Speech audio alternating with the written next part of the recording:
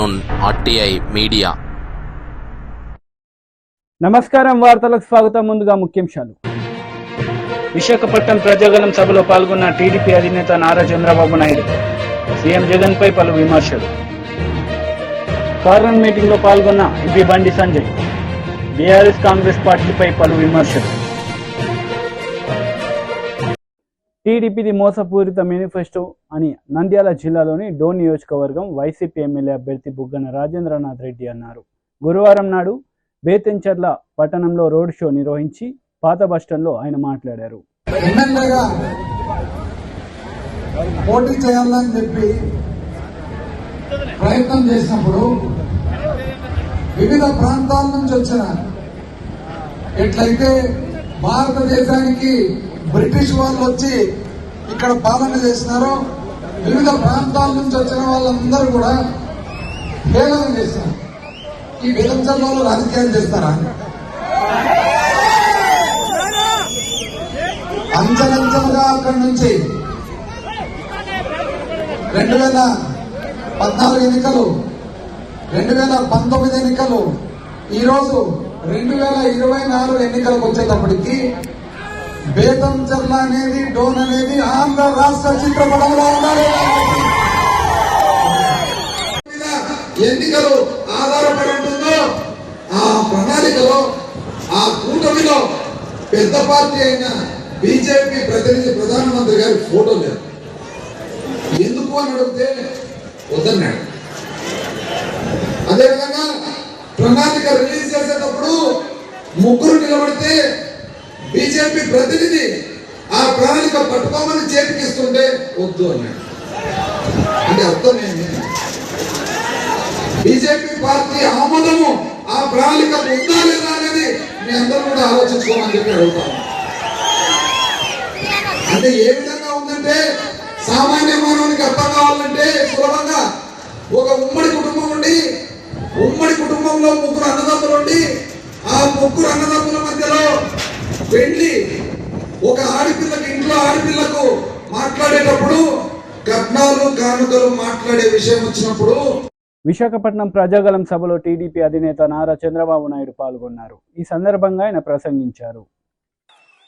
ఉద్యోగాలు ఇవ్వడానికి ముఖ్యమంత్రి కావాలి, రోడ్లు వేయడానికి ముఖ్యమంత్రి కావాలి, వ్యవసాయ రంగాన్ని అభివృద్ధి చేయడానికి ముఖ్యమంత్రి కావాలి, కరెంటు కొరతలు లేకుండా కరెంట్ ఇవ్వడానికి ముఖ్యమంత్రి కావాలి, లా అండ్ ఆర్డర్ మెయింటైన్ చేయడానికి ముఖ్యమంత్రి కావాలి. అవునా కాదా అని అడుగుతున్నా మిమ్మల్ని.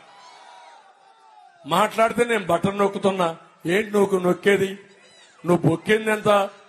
తమిళలో ఋషికొండ, బోడిగుండ అయిపోయిందా లేదా? అంటే ఒక మనిషి యొక్క విలాసవంతమైన జీవితానికి ప్యాలెస్ల కోసం అలవాటు పడిన వ్యక్తి హైదరాబాద్ లో లోటస్ ప్యాలెస్, బెంగళూరులో ప్యాలెస్, కడపలో ప్యాలెస్, విజయవాడలో ప్యాలెస్, తాడేపల్లి ప్యాలెస్, ఊరికి ఒక 100 రూములు కట్టేసి కడాన విశాఖపట్నంలో రిషికొండ ఒక పవిత్రమైన కొండ. అవునా కాదా అని మిమ్మల్ని అడుగుతున్నా. అక్కడ 500 కోట్ల రూపాయలు ఖర్చు పెట్టి ప్యాలెస్ కట్టాడు. చూశారా ప్యాలెస్? ఎవరు రానిచ్చారా ఆ ప్రాంతానికి? నేను వస్తే నేను కూడా బాగూడదంట. వీళ్ళబ్బ సొమ్ము విశాఖ. పవన్ కళ్యాణ్ వస్తే ఆయన పోకూడదంట. నేను అడుగుతున్నా మిమ్మల్ని అందరినీ, అంటే ఎంత అహంకారమో మీరు ఒక్కసారి ఆలోచించండి. ఏం పేరు పెడతాడు? అది గెస్ట్ హౌస్ అంట, tourism guest house. Tourism guest house కి 500 కోట్ల రూపాయలు ఖర్చు పెట్టి ఒక రూమ్ ఇవ్వాలంటే 1 కోటి రూపాయలు అవుతుంది. ఇప్పుడు ఎవడైనా 1 కోటి రూపాయలు ఇచ్చి ఆ రూమ్ లో ఉంటారా తమ్ముళ్ళు అని మిమ్మల్ని అడుగుతున్నా. అంటే మీకేమి కోపం రావడంలా? రాలేదు, ఇంకా రోషం రాలేదు. కొంత భయం కూడా ఉంది. ఇంక భయపడక్కర్లా, అయిపోయింది, కాలం చెల్లిపోయింది. కానీ మీరు చేయాల్సిన పని ఒకటి ఉంది, పవిత్రమైన కర్తవ్యం ఒకటి ఉంది. మా చెల్లెమ్మ చెప్తా ఉంది, ఎస్ సైకిల్ ని, కమలం పూని, గ్లాసును కూడా గెలిపించాలి. 3 ఉన్నాయి ఇక్కడ. మామూలుగా గెలిపించడం కాదు, దిమ్మ తిరగాలి, గోబ గుయ్యమనాలి, తిరిగి జీవితంలో కోలుకొని దెబ్బ కొట్టాలి. లేకపోతే ఏంటి కొండలు కొట్టేస్తారు, ఆనకొండల మారిగా కొండలే కరిగిచ్చేస్తారు. మాట్లాడితే ఎదురుదాడి చేస్తారు, అబద్దాలు చెప్తానే ఉంటారు. ఈ రోజు కూడా మాట్లాడుతున్నాడు, ఏదో రంగులు కొట్టా అంట, రంగులు పిచ్చోడు స్కూల్కి. ఏం తమ్ముళ్ళు, రంగులు కొడితే చదువు వచ్చేస్తున్నా అని మిమ్మల్ని అడుగుతున్నా, టీచర్లు నియమించాడా అని మిమ్మల్ని అడుగుతున్నా. ఇంగ్లీష్ నేర్పిస్తాడంట, ఇంగ్లీష్ ఎవడికి తెలియనట్టు. మీరు ఒకసారి చూడండి, ఇసుక దొరుకుతా ఉందా మీకు? మొత్తం ఇసుక దోచేశాడు, భూగర్భ ఖనిజ సంపద దోచేశాడు. ఇక్కడ నేను అడుగుతున్నా, ఇక్కడ స్థానికంగా ఉండేవాడు ఎవరన్నా పెత్తనం ఉందా తమ్ముళ్ళు అని మిమ్మల్ని అడుగుతున్నా. ఎవరు? విజయసాయి రెడ్డి. అతని పెత్తనం ఏంటి ఇక్కడ? అతను ఇప్పుడు ట్రాన్స్ఫర్ అయ్యాడు. డిప్యూటీ సీఎం బట్టి విక్రమార్క రోడ్ షో నిర్వహించారు. ఈ సందర్భంగా పలు అంశాలపై ఆయన ప్రసంగించారు. పంపిస్తే మీ ఇచ్చినటువంటి శక్తితో, బలంతో ఎరుపాలెం మండల హెడ్ క్వార్టర్ లో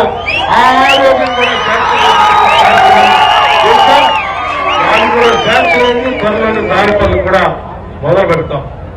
అట్లాగే ఎరుపాలెం మండలానికి సంబంధించి ఇక్కడ చదువుకుంటున్నటువంటి విద్యార్థులు చాలా పెద్ద ఎత్తున ఉన్నటువంటి పరిస్థితిని గమనించి ఈ ప్రాంతంలోనే ఇక్కడే స్థానికంగా ఒక 20-25 ఎకరాల్లో ఒక ఇంటిగ్రేటెడ్ స్కూల్ కూడా కట్టించి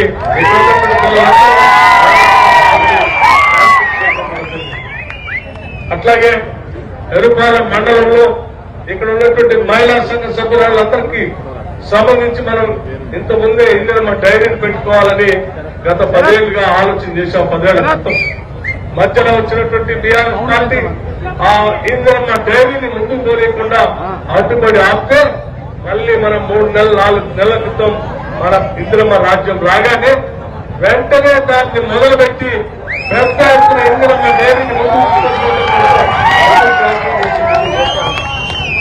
ఉన్నటువంటి మహిళా సంఘ సభ్యులందరికీ ఒక విషయం నేను చాలా స్పష్టంగా చెప్పదలుచుకున్నాను. గత 10 ఏళ్లు ఇందిరా క్రాంతి పథకం కింద మీకు రావాల్సిన వడ్డీ లేని రుణాలు రానేకుండా అడ్డుపడినటువంటి ప్రభుత్వం మీకు తెలియదు కాదు. మన ప్రభుత్వం రాగానే, ఇందిరమ్మ రాజ్యం రాగానే ఆలోచన చేశాం.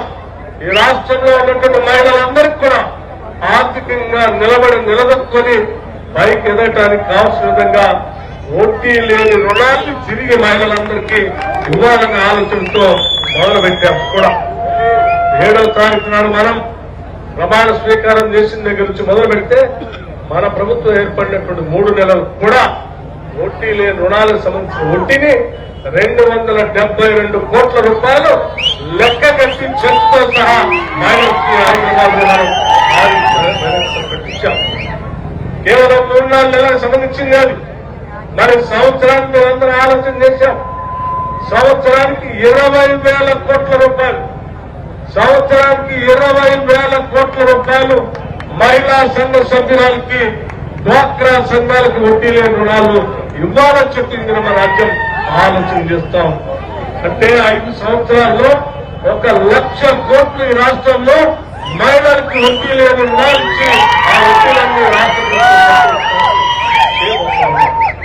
ఇది మహిళల కోసం మనం ఆలోచన. నిరుద్యోగ యువకుల కోసం మనం ఇప్పటికే 30,000 ఉద్యోగాలు ఇచ్చాం. పబ్లిక్ సర్వీస్ కమిషన్ ని ప్రక్షాళన చేసుకున్నాం. ఉద్యోగ అవకాశాలు వచ్చేటట్టుగా జాబ్ క్యాలెండర్ కూడా ప్రకటించాం. భవిష్యత్తులో మేము ఆల్రెడీ ప్రకటన చేశాం. ఇప్పటికే ఏ శాసనసభ నియోజకవర్గంలో ఉన్నటువంటి నిరుద్యోగ యువకులు కాంపిటేటివ్ ఎగ్జామ్స్ కోసం హైదరాబాద్ దాకా తల్లిదండ్రులు కూలీనాలు చేసి రైతులు పంట పండించి ఇచ్చిన డబ్బులు తీసుకుని వచ్చి హైదరాబాద్ దాకా వచ్చి కష్టపడాల్సినటువంటి అవసరం లేదు. ఆయా శాసనసభ నియోజకవర్గాలనే డాక్టర్ అంబేద్కర్ నాలెడ్జ్ సెంటర్స్ అని పెట్టి అక్కడే కోచింగ్ ఇచ్చేటట్టుగా ప్రతి శాసనసభ నియోజకవర్గంలో నిధులు కూడా కేటాయించి అనౌన్స్ కూడా చేశాం. ఈ లోపల కోడ్ రావటం వల్ల నాక ఈ కోడ్ అయిపోయిన వెంటనే దాని పనులు కూడా మొదలు పెట్టాం. అట్లాగే మిత్రులారా, పేరుపాలెం మండలం ఎప్పుడు కూడా ఈ జిల్లాలో ఒక మూలను విశ్లేషించినట్టు ఉన్నటువంటి మండలం. ఈ మండలానికి నీళ్ల కోసం 4 సార్లు నీళ్ల కోసం డైలీలో ఉంది. థర్డ్ జోన్ నుంచి నీళ్లు రావా ఎప్పుడు నిత్యం ఇక్కడ సమస్య. మన 10 ఏళ్ల క్రితం మన ప్రభుత్వం ఉన్నప్పుడు ఆలోచన చేశాం. థర్డ్ జోన్ లో ఉన్నటువంటి ఎరుపాలెం మండలాన్ని సెకండ్ జోన్ లోకి తీసుకొని వచ్చి ఎన్ఎస్పీ కెనాల్ నుంచి నీళ్లు కరెక్ట్ గా మనం సర్వే చేసి శాంక్షన్ చేసే సమయంలో రాష్ట్ర విభజన జరగటం, టీఆర్ఎస్ పార్టీ రావటం, దాన్ని మూలలేయటం జరిగింది. మన ప్రభుత్వం అధికారం వచ్చినటువంటి 3 నెలల్లోనే, ఈ కేవలం 3 నెలల్లోనే ఆ ఫైలింగ్ తీసి బయటికి తీసి ఆ థర్డ్ జోన్ లో ఉన్నటువంటి ఎరుపాలెం మండలాన్ని 2వ జోన్ లో వచ్చేటట్టుగా తర్వాత దానికి కావాల్సినటువంటి జీవో ఇచ్చి వాళ్ళు కూడా మొదలు పెడతాం. ఎరుపాలెం మండలానికి 2వ జోన్ నుంచే మనకి నీళ్లు వచ్చేటట్టు కార్యక్రమాలు కూడా చేయబోతున్నామని కూడా మీ అందరికీ సవినయంగా మనం చేస్తూ, ఇంకా చేసుకోవాల్సినవి ఎరుపాలెం మండలం కోసం ఆలోచన చేయాల్సినవి ఇంకా పెద్ద ఎత్తున చాలా కార్యక్రమాలు ఉన్నాయి. తప్పనిసరిగా రాబోయే 5 ఏళ్లలో ఈ మండలానికి ఒక సువర్ణ అక్షరాలతో లిఖించదగేటట్టుగా ఈ మండలాన్ని అభివృద్ధి చేస్తామని చెప్పి మీ అందరికీ మాటిస్తూ, ఎన్నికల్లో రేపు జరిగే సాధారణ ఎన్నికల్లో మరి మనం అసలే ఇది పంచుకోవటం తగ్గట్టు ఈరోజు సిపిఐ కూడా మనకు మద్దతు ఇస్తూ ఉంటాం. వాళ్ళతో పాటు వైఎస్ఆర్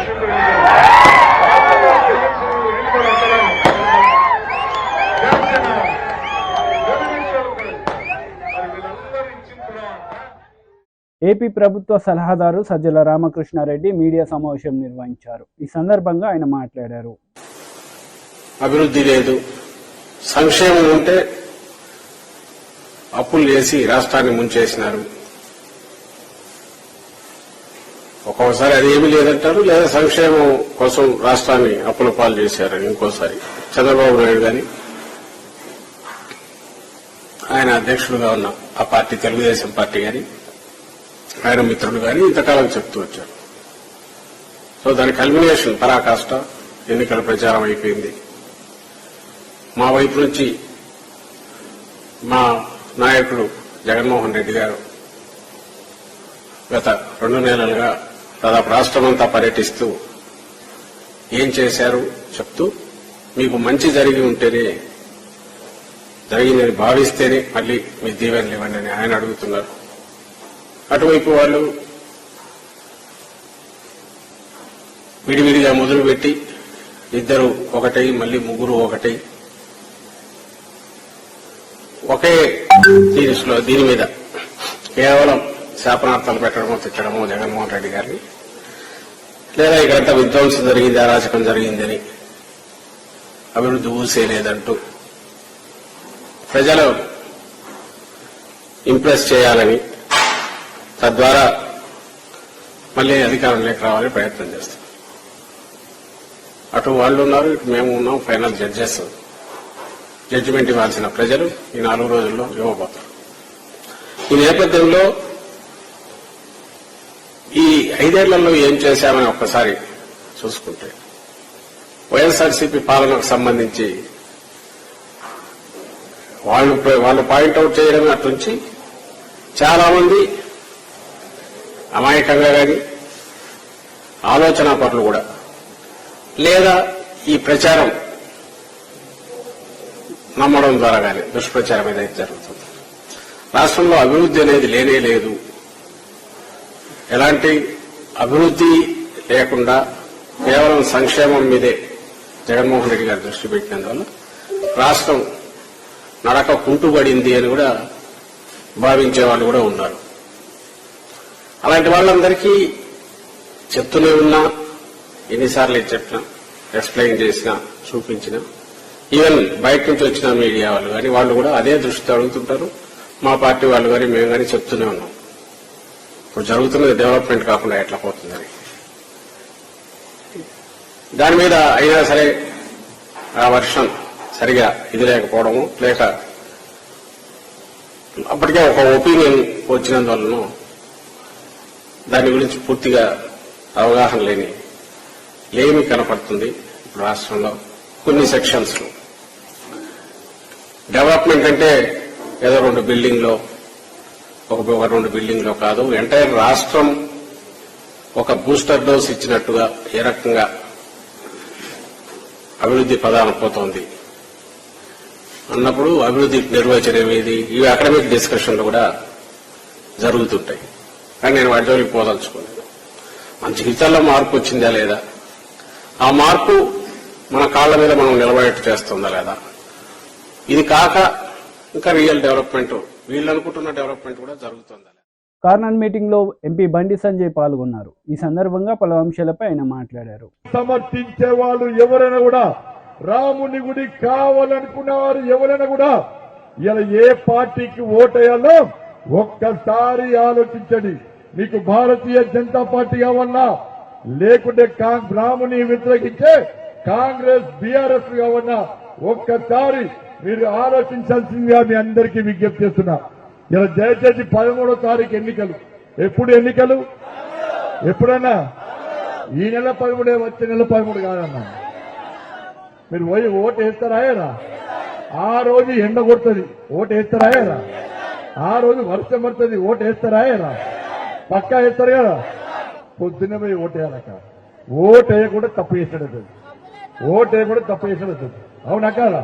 పొద్దున్న పోయి పెళ్లి పోతారు అప్పుడప్పుడు మంచిగా తయారై పోయి మన సీరియల్ నెంబర్ ఎంత పైకి లేదు చూబట్టి ఎంత బ్యాలెట్ లో ఈవీఎం లో నెంబర్ 1 గెలిచేది మనమే కదా. పక్క డౌట్ ఏం లేదు కదా. కాంగ్రెస్ వాళ్ళకే డౌట్ లేదా, బీఆర్ఎస్ వాళ్ళకే డౌట్ లేదా, మనకెందుకుంటుంది నా డౌట్. అవునా కదా? పువ్వు గుర్తు ఏ గుర్తు అన్నది? ఏ గుర్తు? నరేంద్ర మోడీ గారు ప్రధానమంత్రి కావాలన్నా వద్దా? ఒక్కసారి కళ్ళు మూసుకొని ఆలోచించారన్నా. నరేంద్ర మోడీ గారు ప్రధానమంత్రి కాకుంటే బతుకుతాం మనం? బతుకుతావా? ఇలా రాష్ట్ర ముఖ్యమంత్రి ఇప్పుడు అబ్బో జగమండి నరేంద్ర మోడీ లేకుంటే దేశం పాకిస్తాన్ వాడు కొట్టుకపోతాడు, బంగ్లాదేశ్ వాడు కొట్టుకపోతాడు, చైనా వాడు కొట్టుకపోతాడు. నరేంద్ర మోడీ లేకుంటే ఈ దేశం ఉండదు. నరేంద్ర మోడీ లేకుంటే ఈ దేశంలో పేదోళ్ళు బతకరు, మనం బతకం. కాబట్టి ఇవి దేశానికి సంబంధించిన ఎన్నికలు. మన ప్రధానమంత్రి అభ్యర్థి ఎవరు? మరి ఎవరు విషయం ఓటేస్తున్నాం మనం? ఎవరు విషయం ఓటేస్తున్నాం? దేశ ప్రధాని విషయం ఓటేస్తున్నామా లేదా? మరి మన ప్రధానమంత్రి అభ్యర్థమో నరేంద్ర మోడీ? మరి కాంగ్రెస్ పార్టీ ప్రధానమంత్రి అభ్యర్థి ఎవరే? మరి ఎవరు కోటేయాలి? ఇప్పుడు నేనేమంటున్నాంటే, అరే మా నరేంద్ర మోడీ దేశాన్ని రక్షిస్తాడు, దేశాన్ని అభివృద్ధి చేస్తాడు, ఈ దేశంలో పేదల గురించి ఆలోచిస్తాడు, అందుకే మా నరేంద్ర మోడీకి ఓటేయాలని మేమంటున్నాం. మరి కాంగ్రెస్ వాళ్ళ దానిలో దేశాన్ని కాపాడే నాయకులు లేరు, దేశాన్ని అభివృద్ధి చేసే నాయకులు లేరు, దేశంలో పేదల గురించి ఆలోచించే నాయకుడే లేడు. మరి ఆ పార్టీకి ఎట్లా ఓట్లేస్తామో ఒక్కసారి ఆలోచించండి. అరే దేశ ప్రధాని నిర్ణయించే ఎన్నికల్లో ప్రధానమంత్రి అభ్యర్థి మీకు లేకుంటే ఎవరు ఒకరు చూసి ఓటేయమంటారో కాంగ్రెస్ పార్టీ నాయకులు చెప్పాలి. కాబట్టి దయచేసి ఆలోచించండి. ఇలా 3 అభ్యర్థులను పోటీ చేస్తున్నాం. ఏ అభ్యర్థి ఇలా మీకోసం కొట్లాడతాడు, భవిష్యత్తులో కూడా మీకోసం కొట్లాడతాడు, నాటి దెబ్బ తినడానికి సిద్ధమవుతాడు, కేసులు భరించడానికి సిద్ధమవుతాడు, జైలుకు పోవడానికి సిద్ధమవుతాడు. ఇలా ఢిల్లీ నుంచి నిధులు మళ్ళా తీసుకొస్తాడు. ఢిల్లీలో బీజేపీ ప్రభుత్వం ఏర్పడితే ఇంకా ఎక్కువ నిధులు తీసుకొస్తాడో ఒక్కసారి ఆలోచించండి. కాంగ్రెస్ పార్టీకి ఓటేస్తే ఢిల్లీలో ప్రభుత్వం రాదు, అది గల్లీలో ఉండదు. ఈ గల్లీలో ఉంది కాబట్టి ఢిల్లీలో లేదు. ఇలా బీఆర్ఎస్ పార్టీ నా ఘాట్కా ఇక్కడ లేదు, అక్కడ లేదు.